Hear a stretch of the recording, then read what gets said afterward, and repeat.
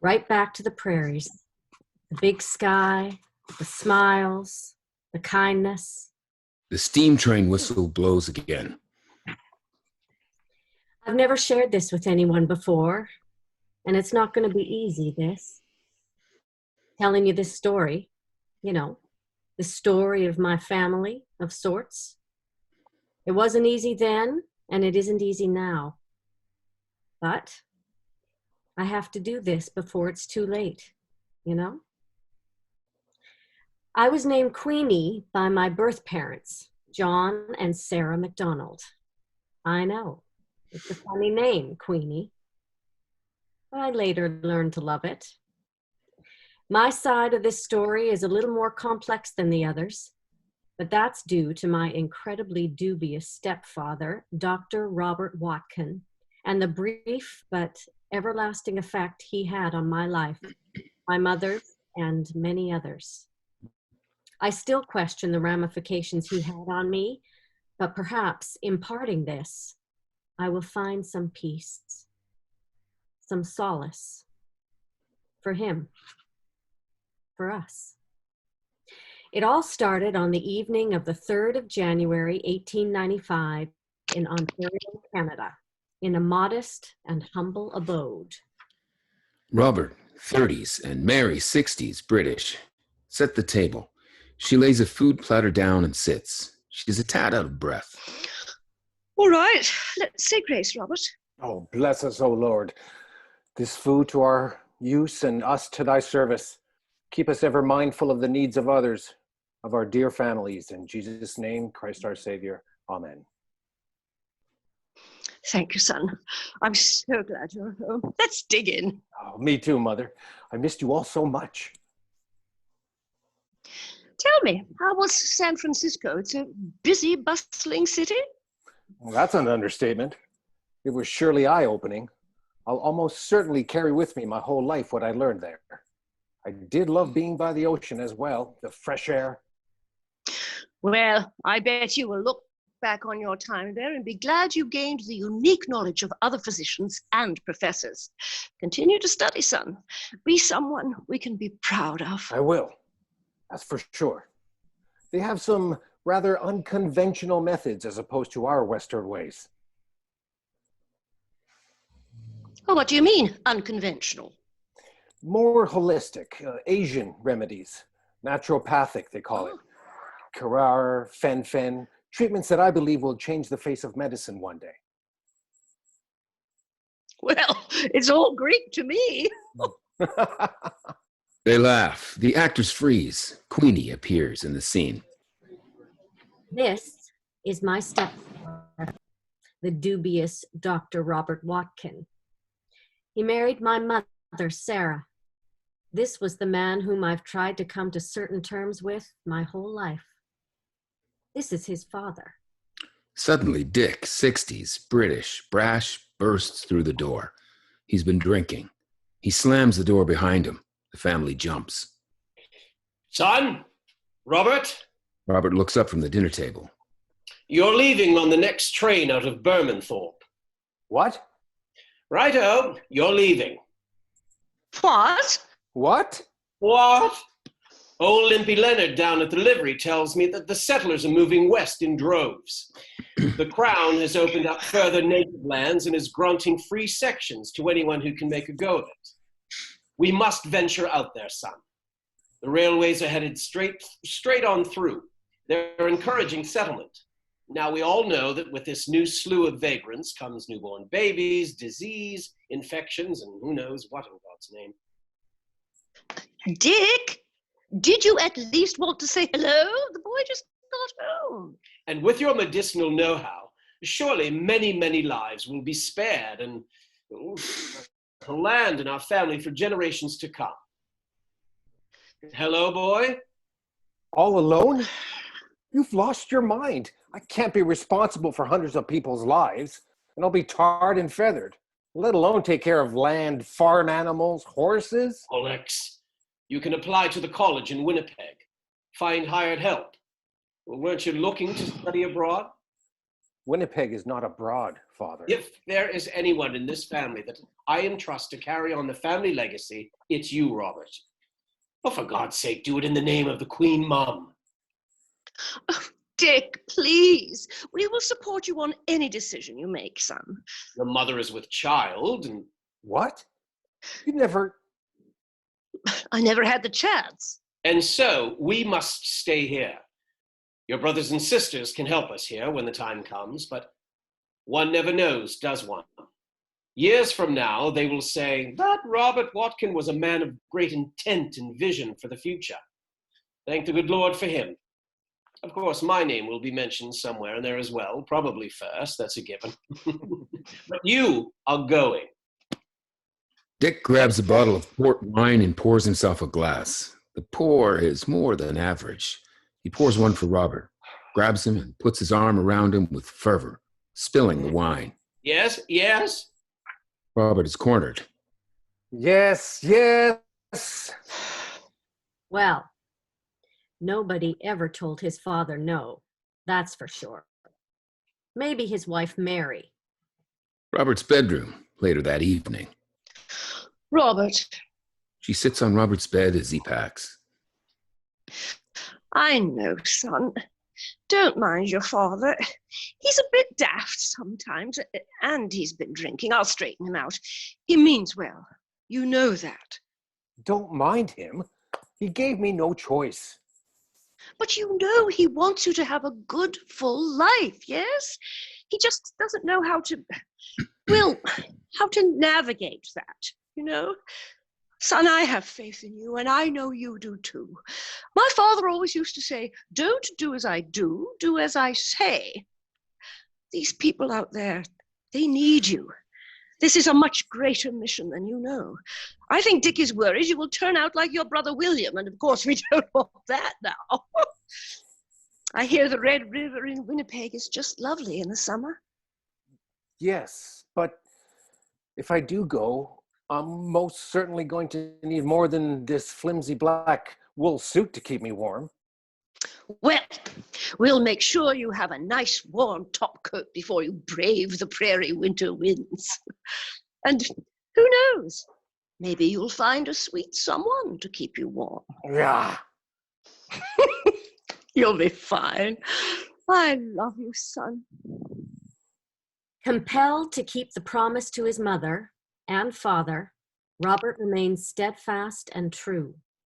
He was on the first train out of Burnhamthorpe by the end of that week to continue his studies and claim that land. No sooner had he boarded that train to Winnipeg and set foot there, did he meet a lovely woman to keep him warm. My sweet little mother, Sarah Elizabeth MacDonald. Winnipeg on a warm summer day, the river's edge. A baby's woeful cry rings out, lights up on an old-fashioned baby carriage with Robert and Sarah, 30s, pretty, well-dressed, slowly strolling on a sunny day.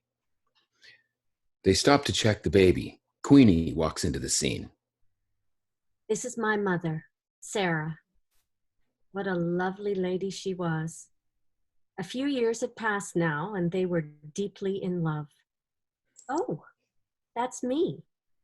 Loud and proud like the good Scot. Queenie soothes her baby self. The baby settles now. A few years has passed now. Before I go on, there's one thing I think you should know.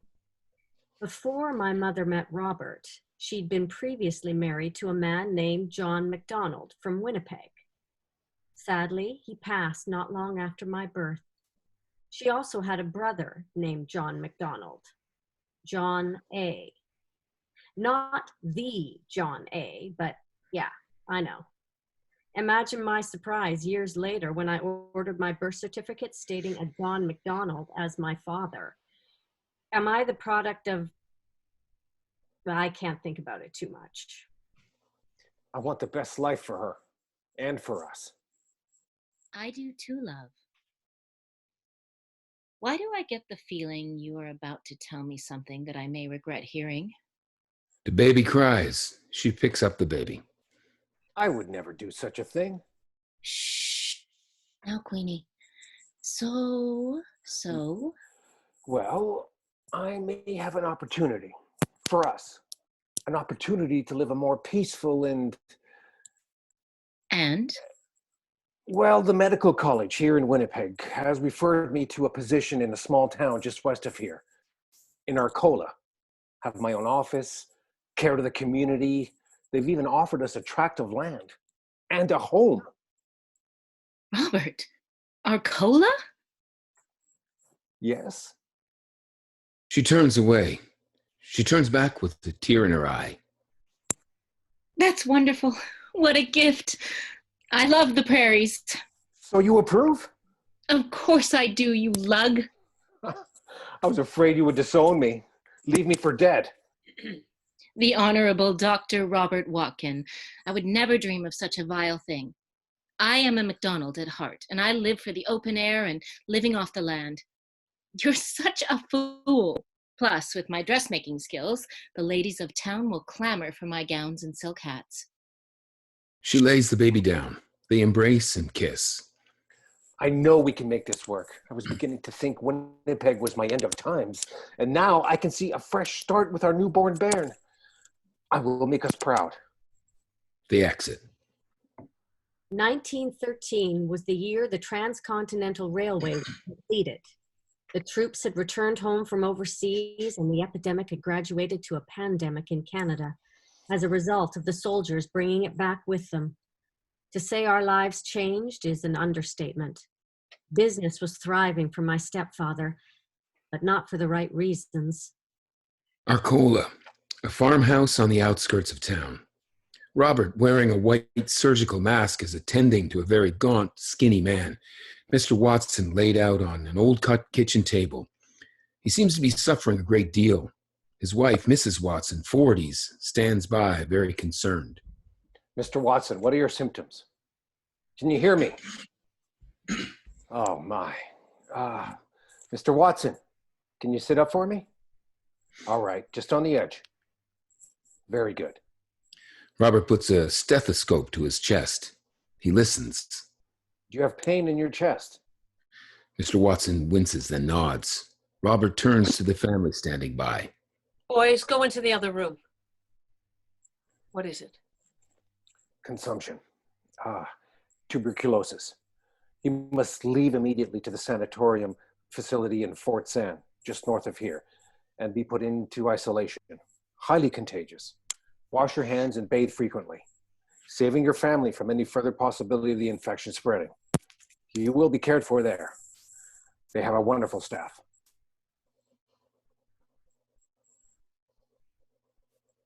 Yes, doctor? What else? He'll be able to breathe the fresh valley air and get some sun. Good doses of vitamin A.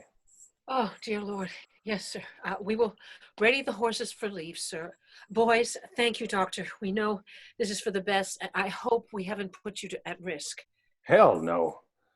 Pardon my French, but a good shot of scotch will save me from any bug that tries to bite. How can we ever pay you? As you know, since Earl fell ill, we have suffered and... Robert eyes a fresh meat pie on the counter. That'll do. This will help my family a great deal. I'm sure there will be ample opportunity for us to have a proper monetary transaction in the near future. You have some adventurous boys who seem to always need something sewn up. Oh, yes, they are at that age. Any food will do for now, Mrs. Watson. Well, I can't imagine that's enough, but if that quells our payment to you, we're so grateful, Dr. Watkin. You are a saint. Boys, thank the good doctor. Thank you, sir. Thank you, sir. Doctor? Yes, boy? Is Dad right? He will be. And you will be too now, boy. You promised to help your mother, yes? She's going to need a lot of help. Be good, boys, and stay away from your buddies for now, all right? Yes, sir. All right. Take care and keep your family safe. Thank you for this. This keeps me healthy and strong in such a time of distress. God bless you. God bless you, Mr. Watson. Oh, bless your heart, Dr. Watkin. Godspeed. Robert exits the home, peels off his surgical mask and takes a deep breath, lights up on a cigarette and slowly breathes out. Mother was also keeping busy and had started a dressmaking business out of our home in Arcola. She made these women pretty in such an ugly time. You see a few local Arcola women crisscross the stage in small groups, chattering, ad-libbing under. Well, I simply never thought I'd be the type to flash my ankles around, that's for sure. My Charlie sure likes it. He won't let go of me. They laugh. Before my daughter's wedding, I was destitute. I had a lovely white silk drape that hung in our upper room, utterly useless. I handed it to Sarah and said, "Oh, help me, dear." She created a masterpiece, I tell you.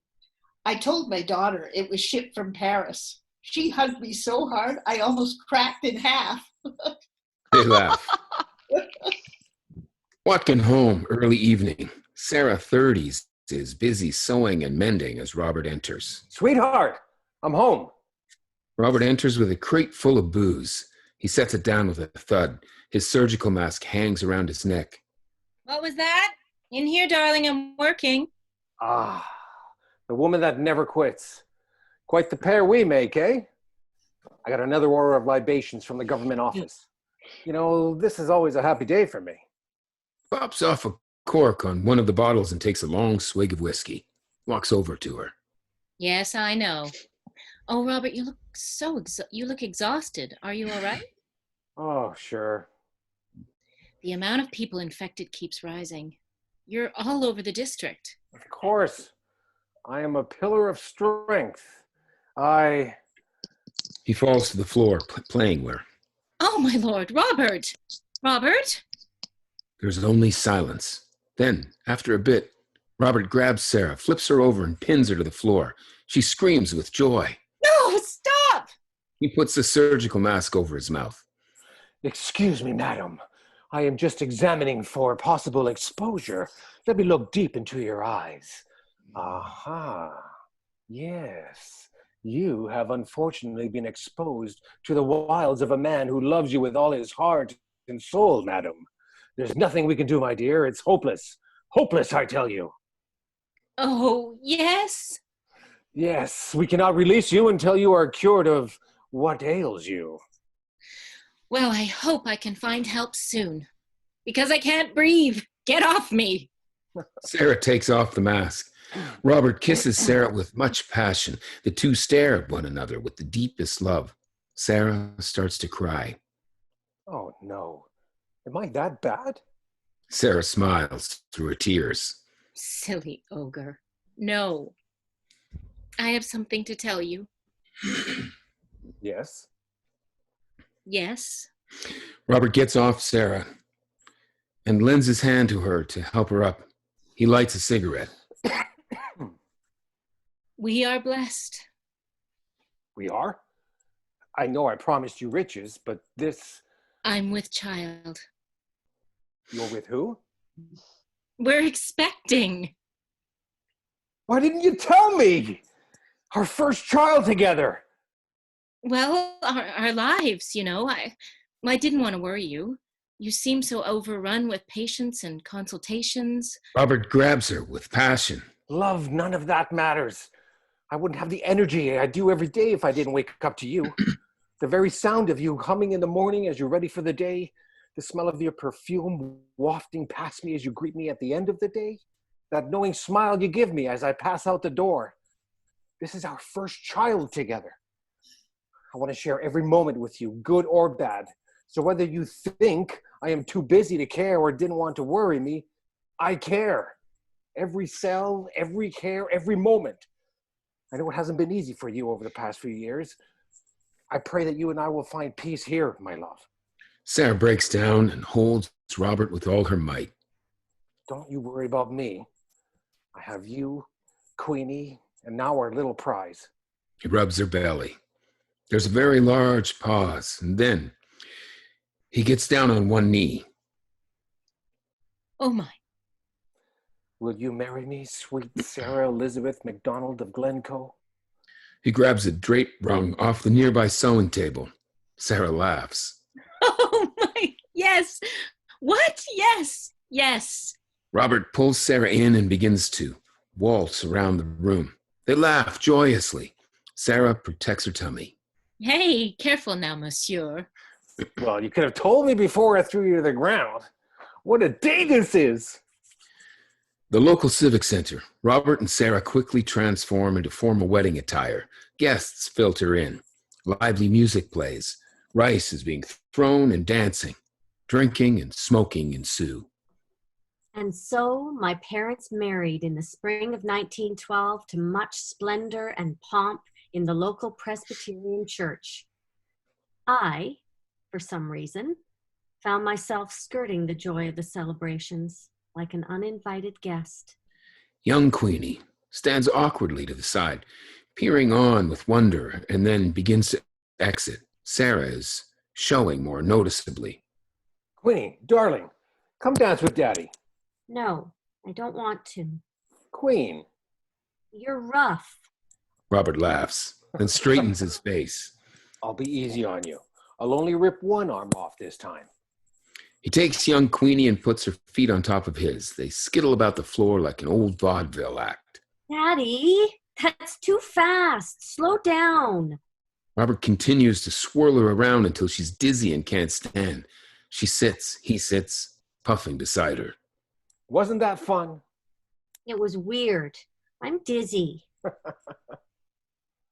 Queenie, your mother's going to need your help over the next while. I hope you can be there for her. You think you can do that? Yes. There are many people who need me. You're my little soldier. You know that, right? Now, you go and kick up your heels and have some fun. Your mother and I have to go talk business. Mrs. Murphy will take care of you tonight, all right? Robert hugs young Queenie and grabs his wife in a passionate kiss. He grabs a bottle off the table. He proclaims, "Good night, all.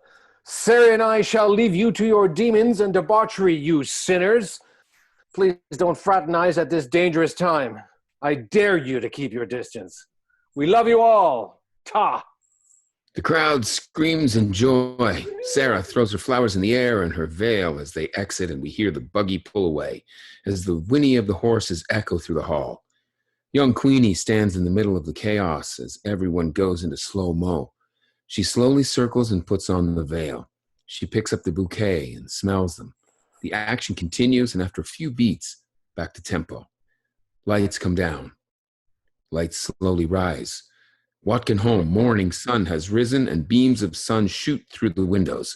A small child, Dickie, has now joined the family. 9 months later, my baby brother Richard was born. We called him Dickie. It seemed like a wonderful gift to our family, but it also seemed that we were beginning to get a tad overwhelmed. Dickie was quickly becoming the favorite. I'm off now. I have many, many visits today. This thing is spreading like wildfire. Queenie, are you up? Yes, Daddy. Make sure you tend to your chores and help your mother fetch those eggs before you leave for school. The oil lamps have to be filled as well. Do you hear me? Yes. Why do I always have to do everything? Queen, your mother's busy with her own business and we need your extra hands. It's just how it has to be. These are extraordinary times, all right? Yes. You've read the daily news, Sarah? Do you see what's happening overseas? Look in the leader today. The war is officially over. Yes, dear. I'm worried about our situation here, though. They say millions are dying. Not if I can help it. How will these poor women cope? Survival of the fittest, dear. It's up to me to keep them in good health, of sound mind, body, and spirit. Up to you to keep them looking good. Daddy, you're not leaving, are you? No, Queenie. I'm staying right here. Except for right now. All right, I must be off. He kisses young Queenie and Sarah, and he exits. Queen, can you warm some milk for me, please? Getting a bit chilly for the baby. Can you grab some wood from outside, dear, and stoke the fire? Thanks, sweetheart. Young Queenie tends to these chores. Come here for a minute. Come for a minute first. I have something to tell you. Come, sit. Young Queenie sits while Sarah rocks the baby. I've asked for a woman to come help us out for the summer. She can cook and help with the chores, help with some cleaning. Hopefully she'll make all our lives easier and we can get back to enjoying some of our time together. Her name is Martha. She's a lovely woman. I hope she's nice. She comes highly recommended by Aunt Mary. Oh, mercy. Her train gets in at noon. Oh, my. Can you run to meet her, Queen? Well, my school works for Monday and the chores. You can work on it later, Queen, and I will get the Murphy boy next door to tend to the wood. You run now. Don't be late. We can't have our Martha thinking we aren't punctual. Now hurry along. Young Queenie grabs her coat and exits. Sarah coughs. It's not a regular cough. Doctor's office. Later that day, Robert tends to a teenage boy in his small makeshift office. The boy is seated in a makeshift dentist chair. He holds a pair of pliers and a beauty mirror. A bottle of alcohol sits nearby. A small iron sits in the potbelly stove, fire coals. Take a swig of this. Swish it around in your mouth. Spit. Open. He reaches deep into his mouth and starts wrenching out a molar with the pliers. The teenage boy writhes in pain. He suddenly yanks it out. He takes the iron on the coals and cauterizes the gums inside the boy's mouth. A sizzle of flesh is heard. Now take a swig. Swish. Spit. You're all done. Easy. See? Here, take this compress. Take this cocaine drops for the pain. Say hi to your mother and father for me. Be safe out there. Teenage boy reaches into his pocket for money. No. You just tell your parents my horses need to be turned over tomorrow midday on my way to La Fletch. Run along. The teenage boy exits. Robert takes a swig of the alcohol. A bell is heard out back. He runs to open the door. A government official, 40s, appears holding a hand truck loaded with crates. Just in the nick of time. I thought you boys would never get here. I've been waiting for weeks. The office in Regina said you'd be here on the 7th. We were waylaid.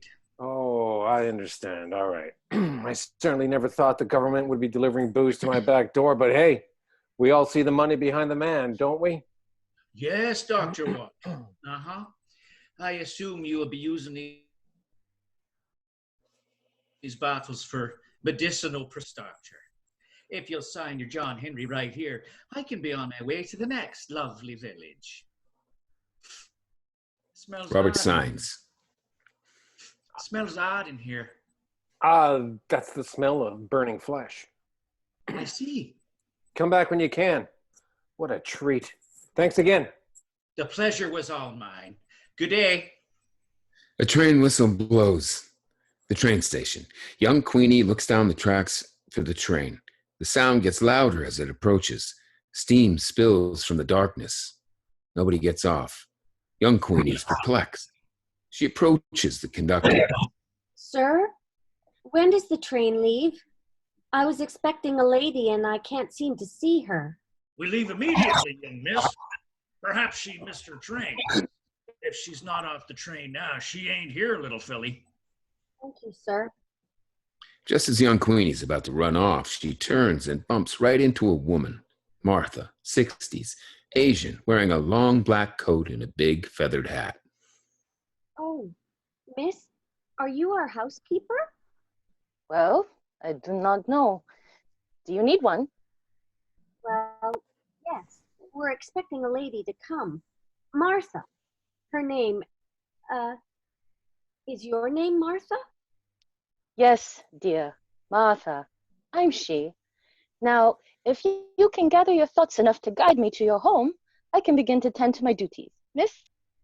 Queen. Queen? Queen of what? Queen. My name is Queen of Winnipeg. Well, I never thought I'd meet a queen. Never say never. Young Queenie grabs her suitcase and walks off with deliberation. God have mercy on this child. Martha exits after her. Watkin home, bustling with activity.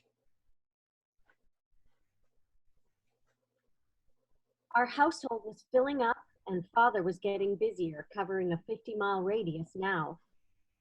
Martha, our new person is here. Housekeeper. Sorry. Oh my, hello. Martha enters in after young Queenie. Hello, Mrs. So very nice to meet you, Martha.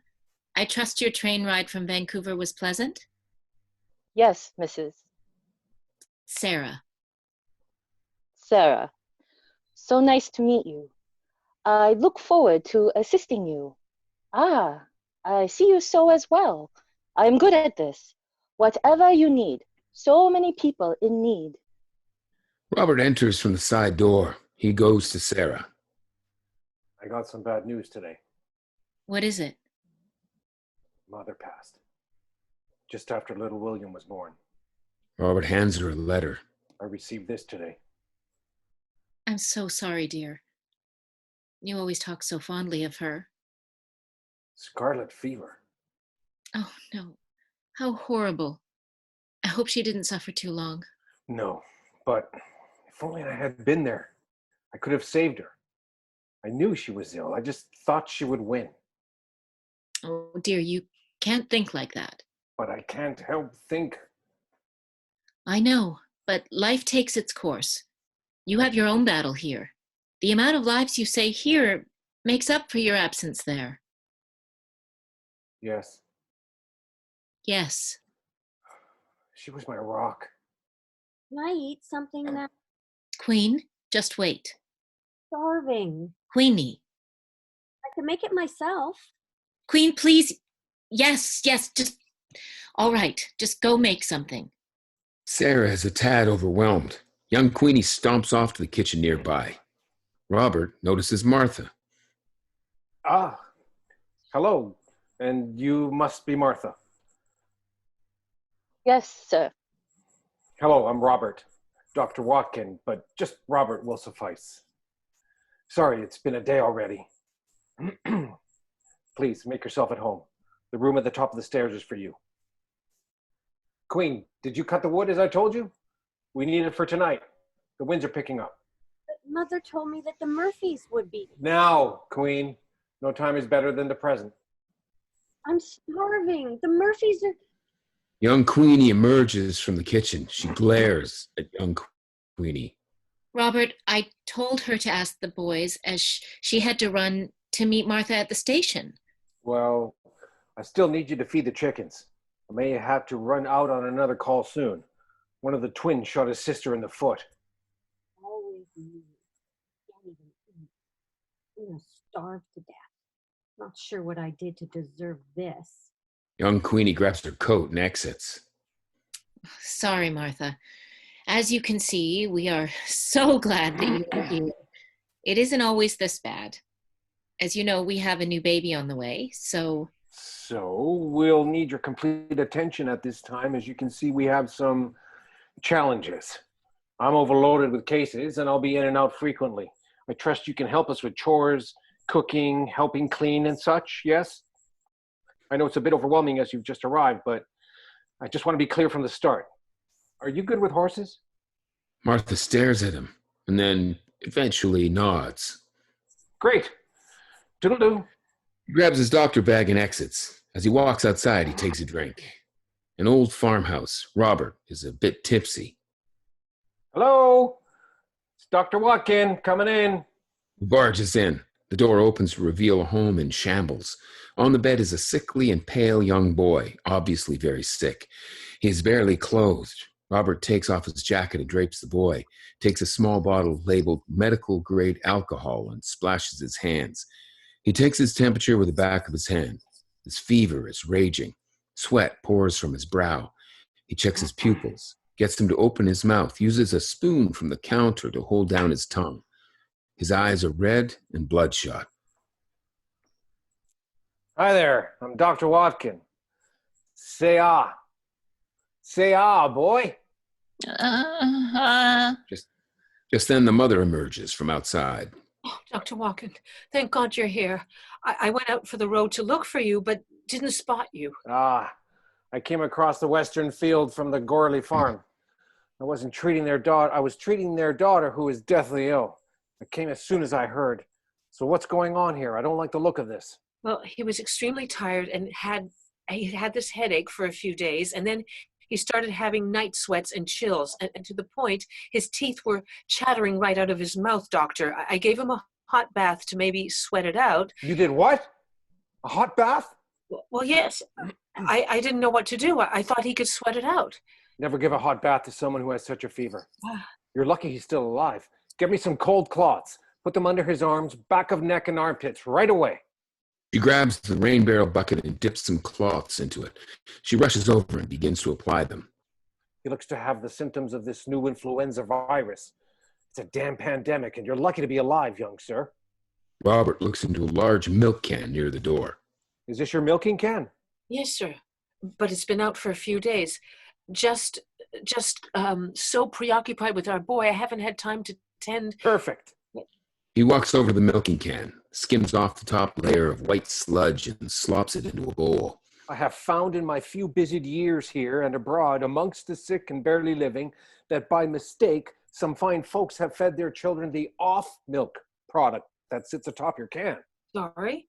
By some godforsaken miracle of science, that moldy byproduct has come to cure some of my patients of this exact strain of virus or infection or whatever it may be.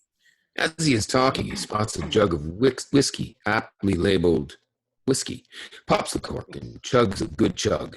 Just what do you think you're doing? Dr. Watt? I'd like to think this whole thing is a true test from God to see just how tenacious and resourceful we Homo sapiens can be when faced with such a horrid dilemma. And by holy hell, I think that the human race shall win. He grabs the boy's head and tilts it back. With some force and diligence, he takes the boy's lower jaw and pries it open, pouring the milky byproduct down the boy's throat. My Lord. He chokes, but swallows. Tears run down his face. He coughs with the bad taste. You've lost your mind. Ma'am, please. I know what I'm doing. She comes closer. But... You asked me to treat your boy. Trust me. Do you trust me? Yeah, but this looks completely ridiculous. Please, just stand back. Quickly, he props him up to a sitting position, and before the boy knows what is happening, pours the whiskey down his throat to quell the awful taste and wash it all down. He swallows and coughs again. I want you to administer this concoction to your boy 2 times a day. You should see a noticeable improvement in a few days' time. If you don't, you send word as soon as possible, and we will exercise our other options. All right? He takes off his surgical mask. Me? Do this? Yes, you. You're too far out for me to come back for a follow-up. So unless you want to make the trip into Arcola, which I don't recommend it as this thing is rampant, this is now your responsibility to keep your boy alive. I'm so sorry, but you have to understand my intrepid... I mean, giving a boy alcohol? I guarantee you, if you administer this to him on a regular basis for at least 5 consecutive days, I know it's vile and maybe looks out of this world, but you will see your boy up and on his feet. You will thank me when you become grandmother to his kids. She thinks momentarily. I will do my best. These are unusual times, I guess. How much can I pay you? Not a cent, ma'am. Not a cent. All I ask is that you be good to one another and that we all make it through this epidemic together. Stay away from others in town and the surrounding area. We don't want this spreading. Keep a good distance. We need you all alive. Good day, ma'am. Good day. Oh, and say hi to your old man, Frank. Tell him if he keeps on slandering my name all over town, I'll give him a taste of his own medicine. Good day. Robert grabs the whiskey on his exit from the house. My Lord, he's a strange man. We'll see if he's right. As he leaves, the old farmer emerges from the shadows of the house and looks to the field beyond. He slams the door that the good doctor left open behind him. Yeah, what kind of doctor does that? What a quack. As Robert crosses the field, he rips off his surgical mask. He sits to rest on a fence post. He swigs the whiskey and takes out a tin of chewing tobacco. He leans back and takes a deep breath of weariness. This is all starting to take its toll. He begins to sing and hum. Hard times, come again no more. while we seek mirth and beauty and... Just then he spots a running boy coming across the field towards him. Dr. Watkin, come quick! Come quick! Boy, what's your hurry? A pack of wolves after you? No, mister, my brother is sick. He swallowed some sort of poison and he can't breathe. Robert immediately chases after the boy to arrive at the front of a barn as a few people are gathered around trying to deal with the choking boy. There's a nearby horse cart. A woman, 30s, worn with deep concern on her face, also rushes into the crowd. Do you have some mustard powder? Oh, no. Sorry, sir. Moonseed bitters. Vinegar. I'm afraid not, Dr. Watkin. My cupboards are bare. Robert immediately grabs the boy by the scruff of his shirt, sits, throws him over his knee, pulls his mouth open, leans in and spits chewing tobacco juice into his mouth. The boy chokes on it, convulses, then proceeds to throw up green slimy substance into a nearby bucket. The crowd audibly gasps and is shocked. What poison did this boy consume? Here is a screen, doctor. It's an insecticide. Well, he should be fine now. But you're lucky I was just on the next acre. Otherwise, this young man wouldn't have seen this Christmas. Take good care now. Get some water in him and rest for a few days. You know where to find me. Give him this to settle his stomach. He reaches into his bag and hands her a bottle of elixir, cola syrup. Of course. Thank you. That'll do just fine. He grabs a loaf of freshly baked bread from the cart and plops it into his bag. And some eggs, kindly. Yes, sir. Not a worry. Robert stumbles and trips on a shovel as he goes to leave. God damn it! Pardon my French. The crowd chuckles. He exits, stops, spits. Now, I'm not sure if he even knew how many miracles he was performing on a day-to-day basis. Or remembered, if you know what I mean. But he was like a soldier or a saint. Saint Sebastian, protecting us all from the Black Plague.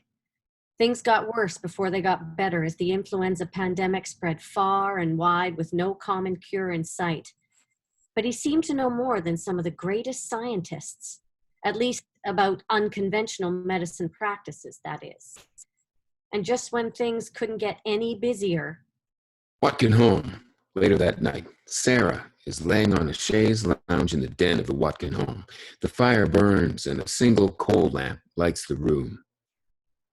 Martha, can you help me up? Of course, miss. My mother's now looking worn and quite bad. We haven't seen hide nor hair of my father. Martha cradles baby Dickie in her arms while helping Sarah up. He is really crying. I'm not sure what you were thinking in having another child in such a time as this. We weren't thinking at all. That's the problem. I'm just so happy to have my husband here. And you, of course. She coughs hard. Oh, I certainly don't feel well. Robert walks in. He's obviously been drinking. Hello, sweet ladies. What's on the coals this evening? Oh, we already sat, but I made us some chicken dumpling stew, Doctor. Sounds enchanting. Oh, my dear, how are you feeling? Come here. He goes to her. He notices the sweat. He puts the back of his hand to her forehead. You're burning up. What is this? Martha, why have you not tended to her? My wife is burning up. Have you not done what I told you? Darling. Mr. Watkin. Robert. I have done all I could, Doctor, but for obvious reasons. I can't seem to tend to it all. I'm only one human. Young Queenie comes downstairs. She looks around. There is an awkward silence. Daddy? Is everything all right? I'm sorry. I have spoken out of turn. I'm so sorry. Everything fine, sweetie. Come. Bows her head and begins to walk over to young Queenie. No. You're right, Martha. Please don't apologize. I've lost my place in this family and not looked to my own backyard, my own home. We need to get you other opinions, my dear. Doctors who specialize in this. This is beyond my scope. I won't let this happen. I won't. I'm taking the buggy in the morning and I'll return with the medical attention you need. Young Queenie stands there in shock. What is happening? Queen, we're just figuring out a plan. For what? For your mother. Why can't you help her? You're a good doctor. It's too complex. I don't have what I need here, dear. But you have to. Isn't that what you do? Fix people? Yes, but... We never should have come here.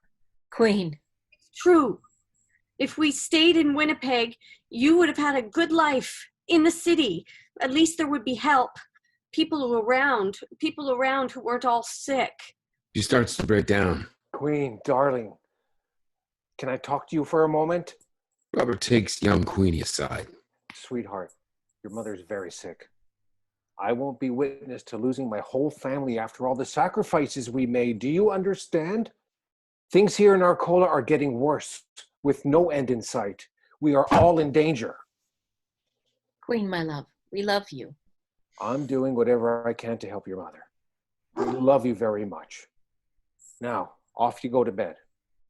Young Queenie turns as she exits. Robert, Yes, Queen? may I bring my dolly with me? No. Of course you can. Thank you. You're welcome. Now get. Martha smiles. She takes young Queenie upstairs. We need to make some changes, Sarah. I know. What are we to do? We can't handle the workload. I can't be here for you like I should. Martha is a great help, but Queen deserves more. You have to tell her. Tell her what?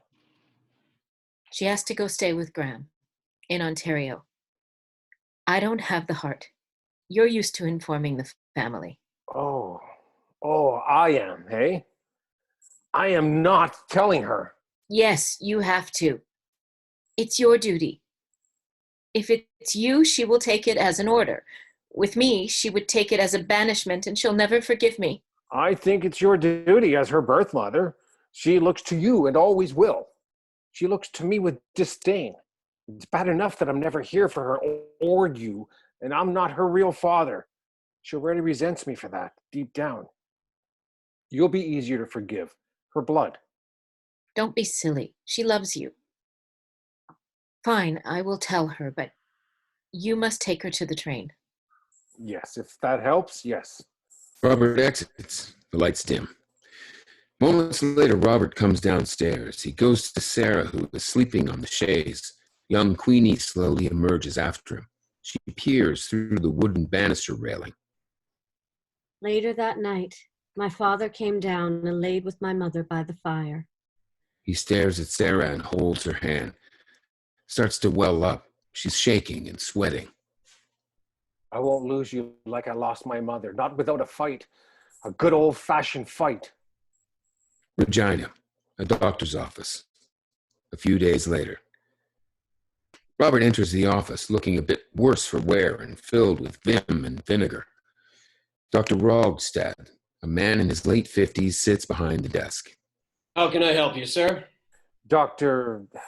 Rogstad? Yeah, how can I help you? You come highly recommended by my colleagues in Winnipeg at the medical college, Doctor. Oh, well, I spent many years there, I'm sure. We all need your expertise. Down in Arcola, this Spanish flu is going to wipe out my community and my wife if you don't help us. It's beyond me. Even our Indian reserves have been decimated, and it's getting worse. Sorry, Dr. Watkin. Dr. Robert Watkin. The doctor rejects his offer of a handshake. Yeah, if you don't mind, under the circumstances. But I am pleased to make your acquaintance, Doctor. Oh, wait. The Dr. Watkin? Well, I guess, yes. Yeah, I think I've gotten wind of you in your unconventional medical practices down there. I followed some of your successes in the leader. Miracles, some say. Miracles, huh? Maybe. Or just plain common sense. But whatever it may be, it works for most. For a hell of a lot more than most. This strain is different. I've never seen this before. Moreover, my wife, I'm losing her. If I lose my baby and my wife, what do I have then? God damn it, we have to ship off our daughter to save her. To save her. She may never see her mother again. How do you then reconcile with that child after that? How do I explain that? I am not sure how to help you. What? Mr. Watkin, doctor, this pandemic has put much stress on my own staff here, and we simply cannot take ourselves away and take on any more right now. Do you realize it took me 2 days to get here? If I didn't need your help, I would not have come. I've tended to the sick for over 15 years, and I rarely lose a patient. I've studied across this country and within America, but this is about my wife, my unborn child. If I didn't think I really needed some outside assistance, I would not have come. I know you specialize in infectious diseases, and I need your expertise. Please, I need to at least say I did what I could. There's a pause. The doctor contemplates. I admire your tenacity and dedication, doctor. Thank you. Well, I am full to the brim with patience, but I will try to make this work. However that may be. It sounds like you need my help, to say the least. It just may be me, but I'll head out as soon as humanly possible. Can't promise any miracles, but I can promise you my time and my dedication as a fellow colleague. Thank you. Thank you. I'm eternally grateful to you. Robert exits. He is elated. Arcola Street. A day or so later, Robert has made his way back home. The sky is orange and red as the prairie sun sets. Robert is headed to his office and is greeted by a few men he knows. Just we nightcap men? I know we aren't supposed to congregate per se, but I've got a cure for what ails you. Come, I've had some good news for once. The men join him at his office to have a few celebratory drinks. One drink leads to 2, to 3. They smoke, they play cards, they laugh and joke. Robert is very drunk now. Well, that's it for me. I'm darn well cockeyed and 3 sheets to the wind. It's getting on and I must be home to me lady. Oh, shit.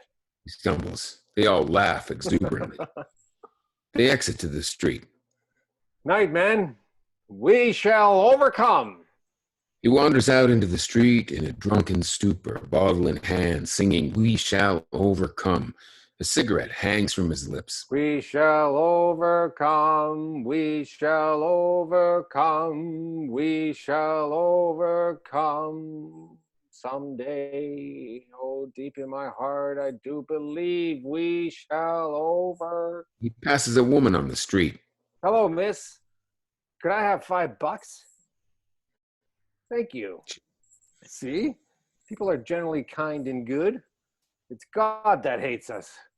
Damn you, Christ Almighty. Damn it all. What kind of God murders the good folk of this town like cattle on the lamb? You're not my God, not the God of the people, that's for sure. Who are you to toy with the lives of these poor innocent people? Who are you? Where are you? He spots the local bell tower. He climbs the tower. Aha! Now I see you, you bastard. Closer to God are thee? Are we? Wonder if this piece of shit even works. For Christ's sake, it better. You have no goddamn sense of humor, do you, God? Well, that's bloody obvious. He grabs a rope and tolls the bell. Take that, you nasty ass. Tabernacle. He keeps ringing the bell. Shut the hell up. Well, you better watch your tongue, fair sir. Your kids, your grandmother, and their grandmother owe me their lives. So shut your dirty hole, you old coot. Robert keeps ringing the bell, and the locals keep shouting for him to shut up. He eventually falls fast asleep in the bell tower. The sun sets. Martha enters. He awakes with the crow of a rooster in the hand of Martha. Young Queenie enters. Daddy? What are you doing? Please. What? Who's that? It's me, Martha, and Queen. Oh, my queen. I'm so sorry you see me this way. I lost myself. How did you find me? We could hear you, Daddy. From the farm. You could? Of course. This is how we know to come to church on Sundays. The bell. Oh, I'm so embarrassed. Queenie, wait for me downstairs. Young Queenie exits and then stays within range to hear this. Now, you listen to me. You are the doctor of this town. Did you forget that? Never take it for granted. You are their salvation. I can't be feeding stock, churning and stoking all in one day. Mrs. Watkin require more than poor old me to tend to her, while you are tending to the folks of this fine town, your family suffering and their own battle. Your daughter needs you. Your little boy needs you. Don't be blinded by own selfish woes and so that you can't see what's right in front of you. Robert, please, come home and wash off this dirt. In sickness and in health. Yes. Now come. Martha helps Robert up and ushers him out the door. They come upon young Queenie. They stop. Young Queenie runs ahead of them. Queen. Queen! They exit, chasing after her. Thank you, guys. Just gonna take a small break. Okay. For Okay, I need to pee, so thank you. Yes, a washroom break. TMI. Watching as well, probably need a washroom break. And Kent, just a small note for you. Your mic is choppy. Choppy, really? Yeah, not sure what's happening. There's a click sound every time you speak. There's a click at the end of your words. Yeah. Well, you're speaking South African, I think. Swahili, I think that's the problem. I'm going to get some more water. I'll be back. We'll be back. Oh, sure. Now my mic works. Thanks for covering me. Whoever came in with shut the hell up. 1, 2. So what do we have? We have 5 minutes? What do we have, Duff? Yeah, 5 minutes, please. Thanks. We'll be right back. Thank you.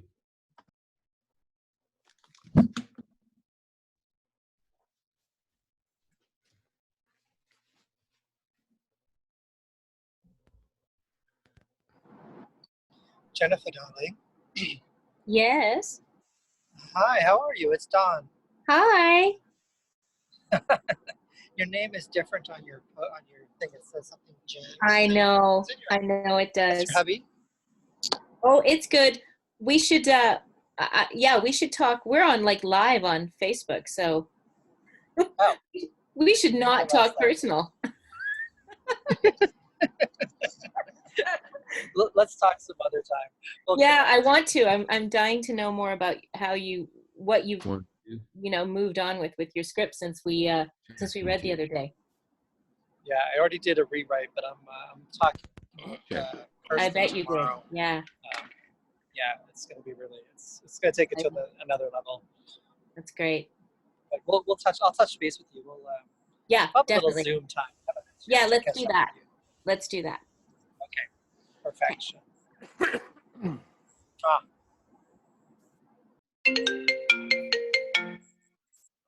Check. 1, 2. There you go. That sounds great. Is that me? Yeah. And that sounds better? Yeah, totally. Yeah. Okay.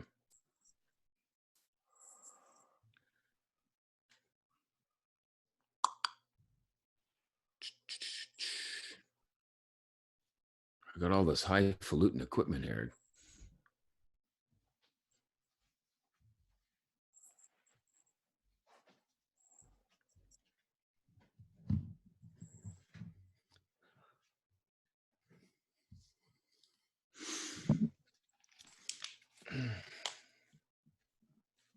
Hey, buddy.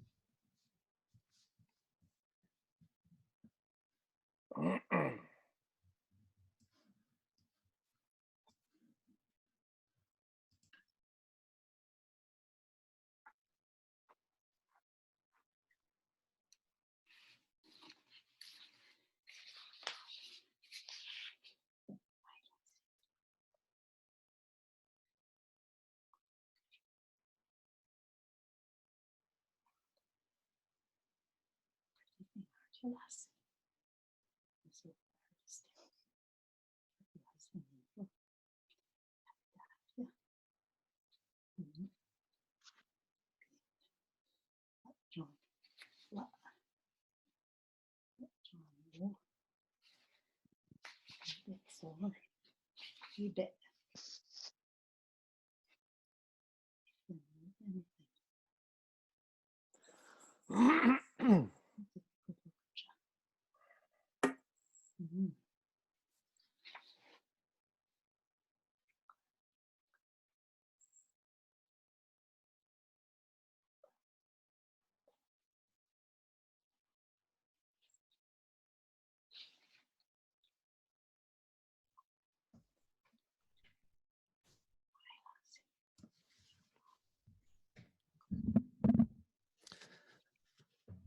How's everybody doing?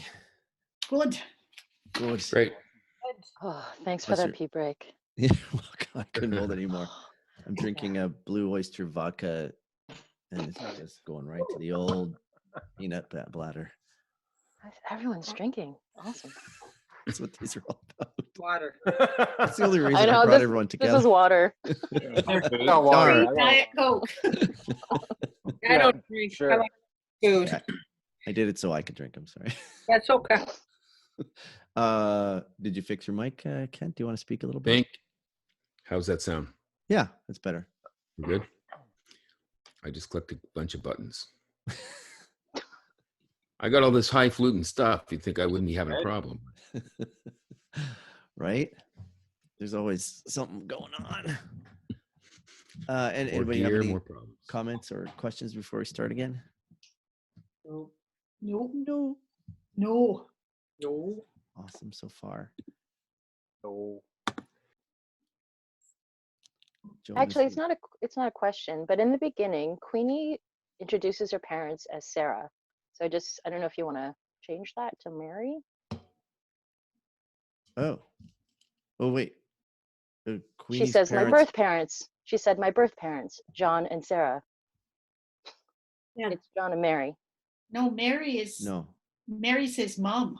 Yeah. Mary's mom. Oh, that's right. Mary is Dude, Robert's sorry, mom. my bad. It's a step child. Sorry, my bad. It was different before. When Yeah. Mary was making out with Robert. That was not right. That was weird. I'm glad you took that out. Bow, chicka, bow, bow. It's not that. Different type of play. Yeah, it's not all about that.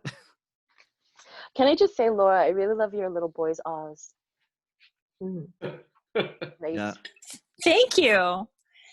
My master's in theater performance has paid off. I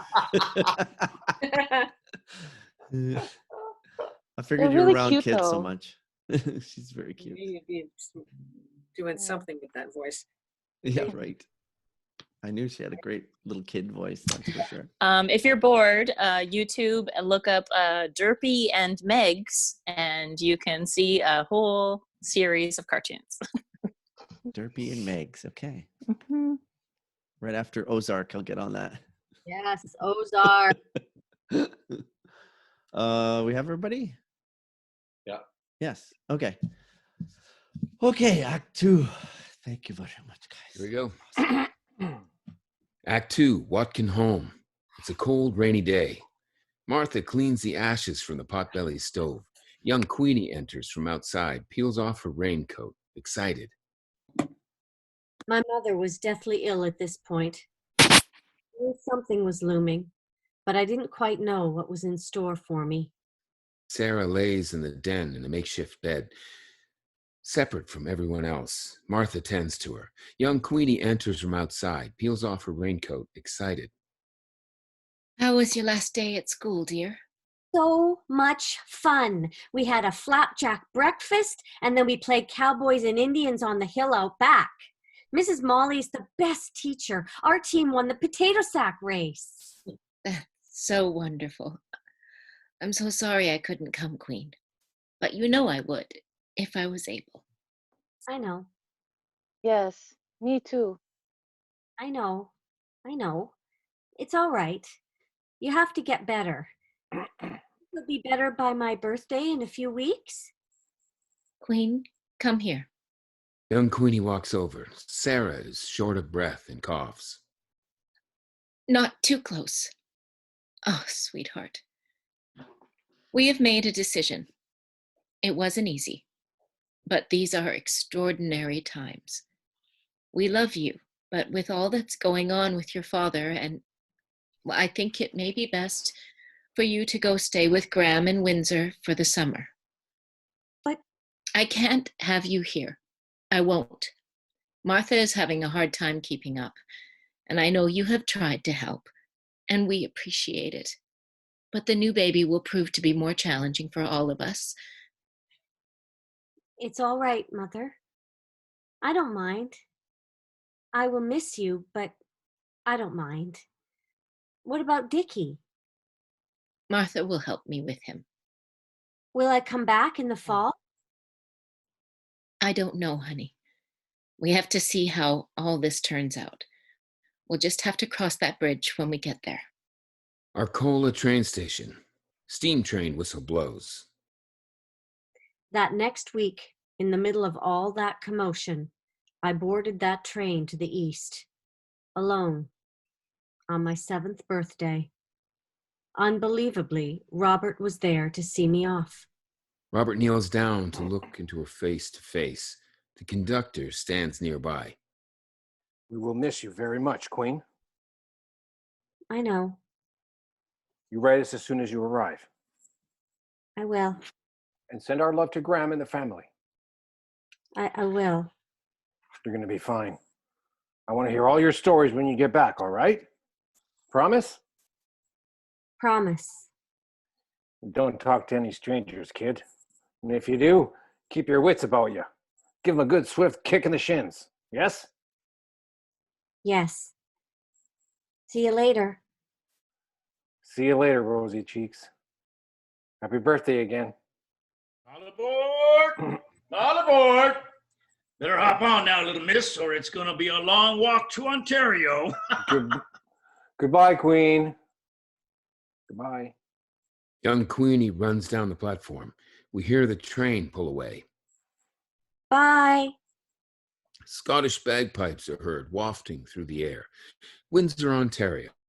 The train arrives with the screech of wheels on the rails and hiss of steam brakes. I'd never met my Gram, as we called her. I was told to be prepared. I held on tight. The train pulls into the station and young Queenie exits. She looks around for an elderly woman, but to no avail. She holds her doll. John A., 30s, approaches.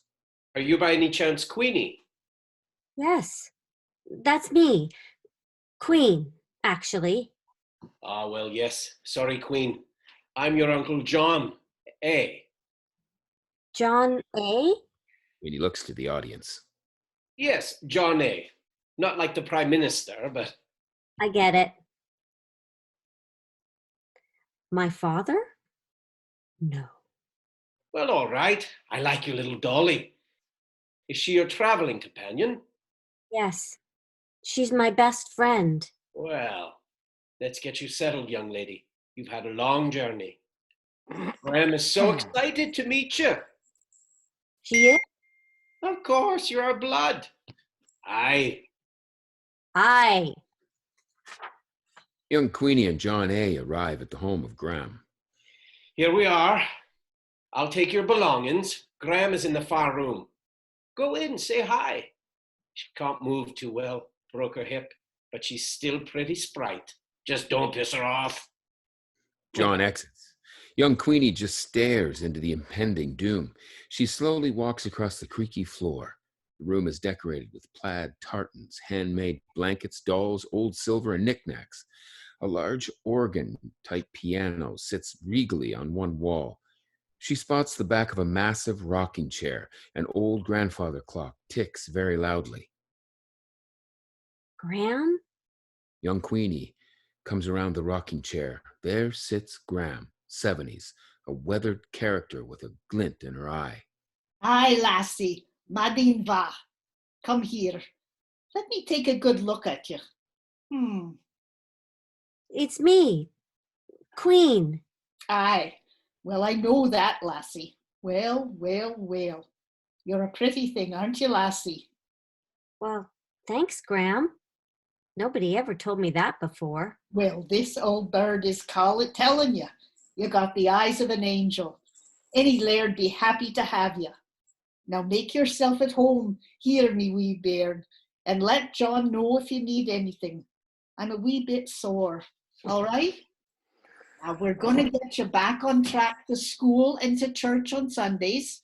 No time for dilly-dally here. And when you leave the house, lace gloves are to be worn at all times so as to not expose you to the filthy jackies in the streets. Do you hear me, young bairn? Yes, Graham. Aye. Now, come here and give your old gran a wee hug. You didn't have the bug, do you? Oh, good. What about this ragamuffin? There's a silent pause as young Queenie doesn't know if Graham is serious or not. Young Queenie giggles feebly. They both look Watkin home. Well, she wasn't all that bad. Back in Arcola, a few weeks have passed. The streets are mostly barren as folks are ill, hunkered down in their homes, just barely surviving. In our home, the doctor and his nurse from Regina have arrived. They came in hopes of saving my poor mother's baby and her life. The doctor pulls Robert aside. It sounds as though her lungs are both full of fluid, double pneumonia. Unfortunately, you've left this too long and it has progressed. Well, I'm so sorry to be the bearer of such bad news, but I'm giving her a dose of this. Opium? This will surely help. God's own medicine. She's had such a bad cough for many months, doctor. I've tried to treat her, but nothing takes. Well, that'll just help with the coughing and some pain. You know, months is a long time with this. Now, what worries me, of course, is her imminent pregnancy. And what I find perplexing and particularly worrisome is this inflammation occurring in the extremities, the ankles, the wrists. He picks up her legs, examines. He lifts her hands. I would say, in my humble opinion, that sepsis may have set in. Her blood is infected. Robert? Sarah, my love, I'm here. I can't guarantee your baby will survive this. I'm so sorry. But we must be diligent in treatment, though, and get her to a facility as quick as we can. Sarah, the doctor's going to take care of you. We're going to transfer you to Regina. Don't worry about us here. Martha's here. We're fine. Queen is in a safe place now. All right, I trust your judgment. I love you. I love you too, darling. We'll get through this. But it can't be here. It's beyond my abilities. If we don't act now, though, this could have serious consequences. Billy. Sorry? I want us to name our child Billy. As you wish, dear. So it shall be Billy. Boy or girl, it works. And Martha, take care of my little boy. Do whatever you have to do to save him and yourself. Whatever it takes. You took care of us, now it's time for you. Rest, my love. Well, I must head back to the city before the sun begins to set, my friends. Are you sure you don't want to stay? We have lots of room. No, I got quite a journey ahead of me. I do wish all the best for your family and to you, Sarah. My associate here will stay with you this evening and help you with the transport to our medical care ward at daybreak. We'll take care of your wife, Dr. Watkin. She is in capable hands now. Robert takes in this slight.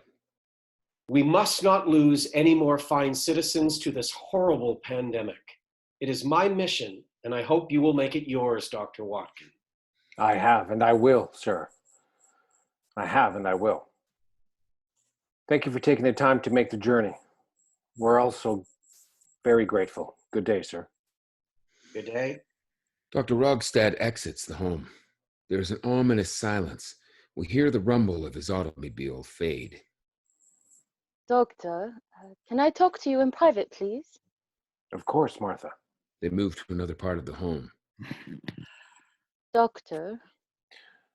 Robert, I won't tell you again. Please, call me Robert. Robert, I think I need to leave this place. I think we are endangering our lives. Perhaps if we get far away from it, I understand. I would like to take Dickie with me. Sorry? I would like to take your son under my wing. I will take good care of him. I'm afraid he won't survive this. I want to help. But how will you manage? He can live with me in British Columbia. We can live with my sister. She has lovely home and needs help. She's clean and proper. Dickie will have all he needs. I care too much about this family now to see fade into the history books. I want to help you till this ends. You are my family. You obviously haven't mentioned this to Sarah. No, I think it best. You're right. It's best. Thank you, Martha. Thank you. This will help me in such a time. I will have to move, though. I can't manage this farm alone. We've had quite the times here, Martha, have we not? We've made a life out of nothing. I'm sad we can't have you stay longer. You've been a true blessing, truly. Thank you, Dr. Watkin. Robert. Robert. I'll make sure you are compensated and send funds when you need it. I don't have much, but what I do have, it will be yours. My boy will someday know the sacrifices that were made. He will, Robert. Robert goes to kiss Martha. There's a small pause. Mr. Watkin. Rob.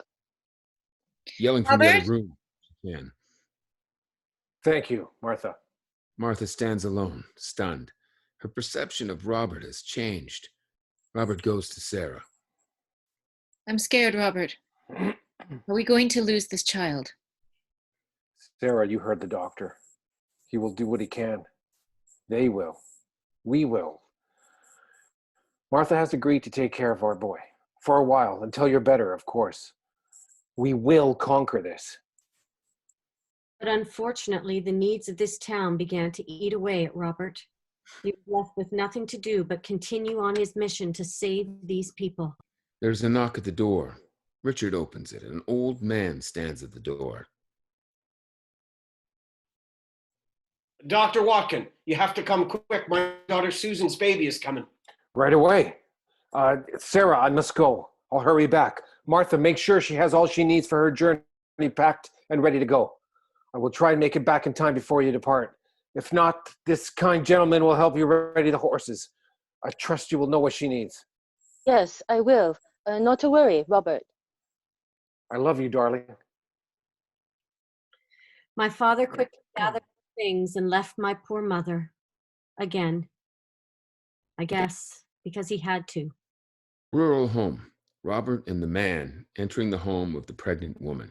In this section, we see Robert making the preparations and going through the stages to deliver the baby. Music underscores. This spans an entire evening as the sun comes up.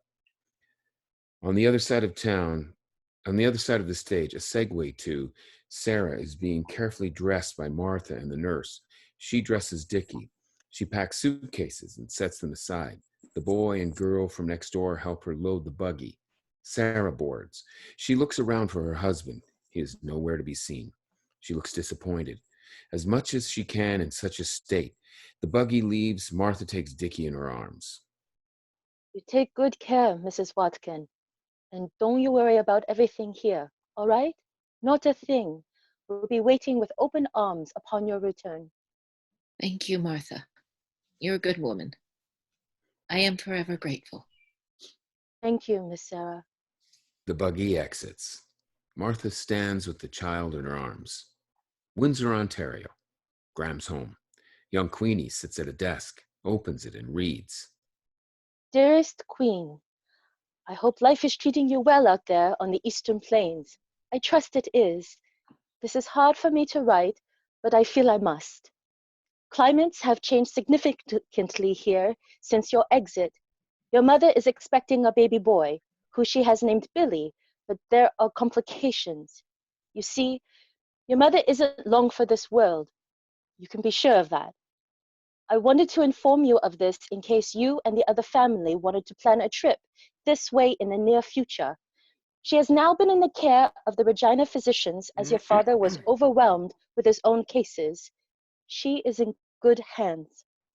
Your father wanted me to tell you he loves you and wants only the best for you, always. He longs to see your sweet rosy cheeks again. He told me to write that. I plan to also leave this godforsaken place in the coming months, with your brother Dickie in tow to British Columbia. I will care for him there until the dust settles in our small town of Arcola. Please give all our love and adoration to your Gram. I am sorry our first letter had to be such bad news, but we felt we should inform the family. Warm regards, Martha, Dickie, and Robert. Graham limps in from the other room, cane in hand. Good news, dearie? No, Graham, not at all. Mother's very ill now. She's not long. Oh, my dear Sarah. We have to go there. I have to see my mother. Now, dear, you know we can't. Don't be silly. Why not? It's like stepping into a burning fire, love. We didn't have the skin thick enough to nae get burnt. We just can't. Especially your old gran here. Look at me. I can barely feed myself, let alone travel thousands of miles on a train. And I'm certainly not letting my little one throw herself to the wolves. I've heard the stories. Coughing blood, sickly dying folk everywhere. Highly contagious it is. I've made it thus far, my child. I won't let some bug kill me. Your ma is a strong one. She may just live through this and smile to see the morning sun. If she's any child of mine, she will. I knows it. Oh, Graham. I miss her so much. I know, dear. Aye, so do I. They embrace. Now, let's get to making me shortbread. Wipe that mug. Come. Graham slaps her butt. A cold winter day, a crowd of town citizens have gathered in the Arcola street. The town councillor stands on a wooden box in the street. A woman stands beside him, holding a fur coat.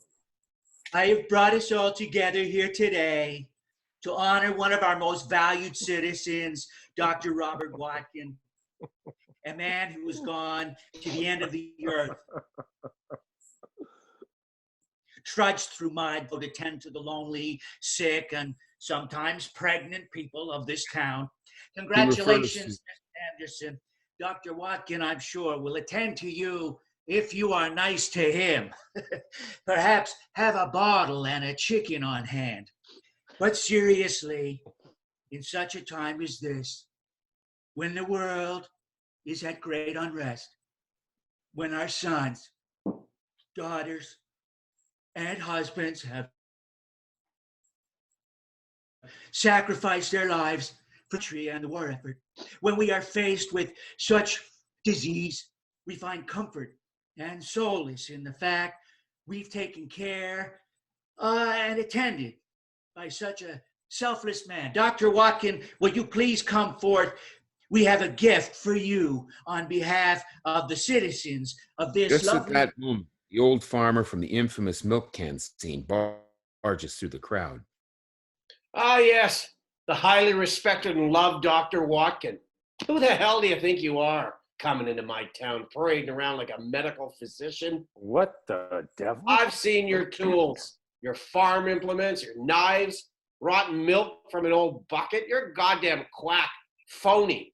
I should sue you for malpractice, you old drunk, not to mention your filthy mouth and your horrible bedside manner. Sir, stop that now. Somebody apprehend this man. It's all right, counselor. I'll handle this. Didn't I save your son? Your old Uncle Fred? How dare you? This town would be but a speck of dust if it weren't for cases like him, a staple of this community. He thinks you're a quack, too. I could care less. What I care about is that he is now able to farm his land again. He can take care of his grandkids. He can put food on my table. He's still here to send that old heifer of his to slaughter, so once in a blue moon, I can put a nice cut of T-bone steak on my table for my kids and my poor suffering wife, all by the grace of God. Do you think I comes nose to nose with them. Do you think I give a crap about what you think of me? Of my ways and practices? Maybe you'd like to take a crack at this job I do. Do you remember his dreaded appearance? Body riddled with the pox, lesions everywhere, and on his deathbed? Using my implements I assembled with my own 2 hands, I treated your old dear Uncle Fred, and beknownst to you 6 of your hired hands and children, creating an inoculation, saving many souls of this town and community from the illness that took dear old Fred down and made him rise from the ashes. When I'm dead and gone, and you can rail on about me, but in this moment, when I stand before you and can look at you in the eye, you will never say I did no good for you and your family, or this town.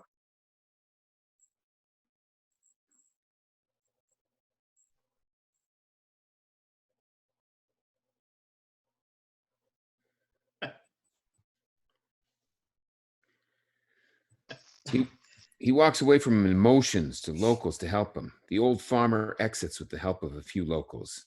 They all clap and cheer. I'm terribly sorry, Dr. Watkin. You do not deserve that. He's a troubled man, paying no mind. Sorry, folks. We shall continue on and not let this sad interruption impede us from celebrating such a brilliant man, Dr. Watkin, who has studied medicine extensively abroad and now here. We are proud as hell to have you at our side. Gratefully, we would like to present you with this warm buffalo fur coat and especially engraved gold of our extreme gratitude and appreciation for serving our communities for over 15. Please accept this gift, Dr. Watkin. Oh my, thank you all so much. God bless you. I have... Telegram boy, 20s, then rushes the platform. Sir, Dr. Watkin, this telegram just came in at the post office. They said to bring it to you right away. Sorry to interrupt. Ah, thank you, boy. Thank you. Sorry, folks. Robert unfolds the telegram. He reads. It is not good news. He runs off. The crowd chatters and falls away. Lights up.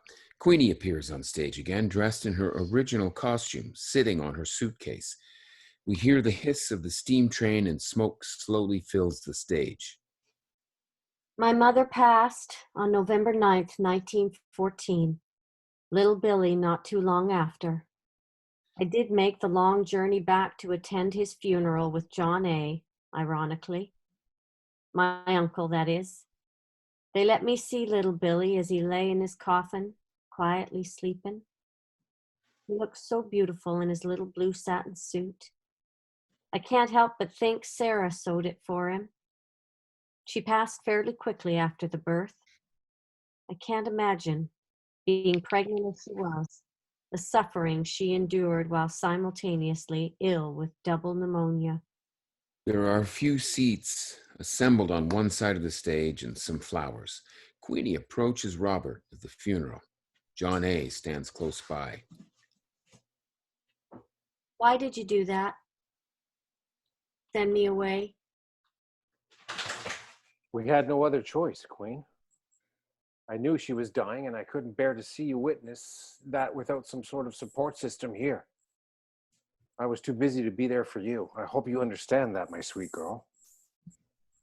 But who are you to make that choice for me? We love you, Queen. I see. Do you? I just feel like a section of my life was snatched from me, pushed into another reality, left with no choice. I hope you will see in time. Have a safe journey home. Take good care of her, John, will you? Robert kisses her on the cheek and hugs John. He exits. Martha appears on stage. She waits on the train platform with Dickie, suitcase in hand, ready to board the train. Martha assembled her things and left for British Columbia with my brother Dickie in tow. She carried with her the pain of leaving poor Robert behind. Knowing their history and the love he began to develop for her, it must have been a bittersweet departure. She knew, as I did, she had to leave in order for goodness to prevail. Many years later, I also relocated to Vancouver and was reunited with my brother Dick. Thanks to you, Martha. He did manage to marry and have children, keeping the legacy of his father alive. Robert was devastated. He managed on his own for some time, living in a small one-room on the main street of town, and continued to practice in Arcola and the surrounding areas, but he ended up quite poor. If he passed you on the street, he would say,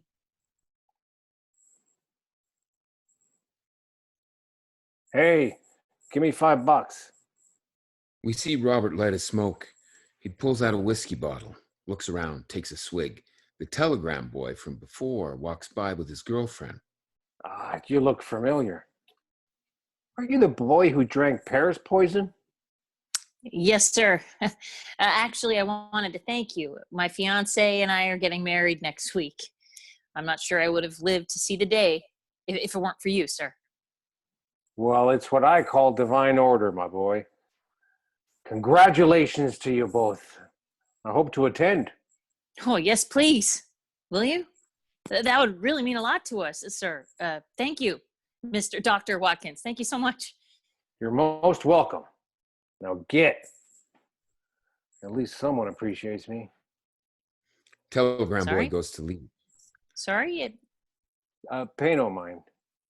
They exit. most people generally would, you know, give him 5, 10, or 20. He rarely charged for his services, and they were inevitably a patient of his at one time or another. Unfortunately, after many years of low income, extremely heavy drinking and smoking, my father succumbed to the very illness he was treating in 1925. He died a poor man who might have been very wealthy if judging by the extent of his continued 25 years of service. Millions died in this horrid pandemic, and they were scrambling for a cure. But let it be known, Robert, incredibly, lost only 2 patients during the outbreak. 2. The funeral home. Townspeople, all dressed in black, gather in the street. Huge bouquets of flowers slowly adorn the stage and light it up from complete blackness. I never got to see my mother in her casket. People came from far and wide. Many of the women proclaimed that she was the one who made them pretty in such an ugly time. Over 300 people filled the local church and street that crisp November day. Bagpipes begin to play. More townspeople fill the stage and more flowers. I was surprised to find out that people came in droves to my stepfather's funeral. Ironically, they drudged through towns. They drudged through impassable roads and mud, coming from the neighboring towns and remote parts of the district. Places of business closed and flags flew at half-mast. If I could go back, if I could tell him. May I have this dance? Robert appears like a ghost. Queen looks at him, stunned. He has manifested a vision of Robert. Yes. Robert and Queenie slowly start to revisit the dance they did many years ago, her feet on top of his as they waltz and flit about the stage. They laugh. What is happening? I think we're dancing. But do you remember? This? Yes. I think I blocked it out. It may have been the one and only time I felt love, like I had a father. I wish I had more memories like that, like this. I was a horrible stepfather to you. I'm sorry. I was drowning. You were not horrible. Well, Maybe a little. They chuckle. They are now slowly waltzing. I didn't fully understand just how much stress you were under. I was too young, you know. I was tangled up in my own thoughts and crazy insecurities, questioning if any of you even loved me at all. I know. You knew? Yes, it comes hand in hand with being a stepchild. It really hit home when Dickie arrived. Did you feel ostracized? Of course I did. He was cute as a button. That's why I love my rag doll so much. That was my Dickie, my family. Robert pulls the rag doll from his jacket, as if from thin air. Queen smiles from ear to ear. You knew you couldn't save her, didn't you? Yes. So you chose to save me. Yes. Yes, Queen, you were the only one who I could trust at that time, you and Martha. That's why I let Martha take my only son away. I can't imagine the pain of letting him go like that. No, you can't. But I don't want you to. I want you to imagine the beauty of it all. I think I do now. You do? I see what you did. You were grieving her, even before her death. And Billy. Yes, and I chose to pour every last bit of my love I had left for her into those poor people. Because I knew those bloodlines would live on. Those trees would grow. Those souls would soar. A good man leaveth but an inheritance to his children's children. They stop dancing. And you. I knew you would go on. And I did. I have. I am. Yes, you did. You have. And you will. Will you be okay now? I am. Robert slowly steps away. She smiles. Robert fades into the blackness. I think I understand it all now. For many years, I couldn't find a place in my heart for this stepfather of mine who I inherited. This man who I called Dad, Father, Robert. The man who left my mother for dead. I realized what he accomplished in just a few short years. I realized the fight he fought for my mother. I realize I may not be here right now if they hadn't sent me away. Truly, my salvation. That's a revelation. The people loved him. One man said, I'd rather have Dr. Watkin drunk than any other doctor sober. He was a selfless man. One man. Think about that for a minute. That's all it took. He died with a broken heart, and yet he kept that promise to his father and mother. Keep the legacy alive. And that's a legacy worth the human air. The steam train whistle blows. Queenie gets up from her suitcase. She pulls out a letter. Ah, the old train whistle. I love that sound. A large crowd of townspeople are still there on stage, frozen, posing as railway passengers waiting. The old doll falls onto the stage from under Queenie's arm. She bends to pick it up. I married a dear man named George, and we had one child, and we named her Catherine, after Graham. Catherine, 30s, her daughter, enters in a rush.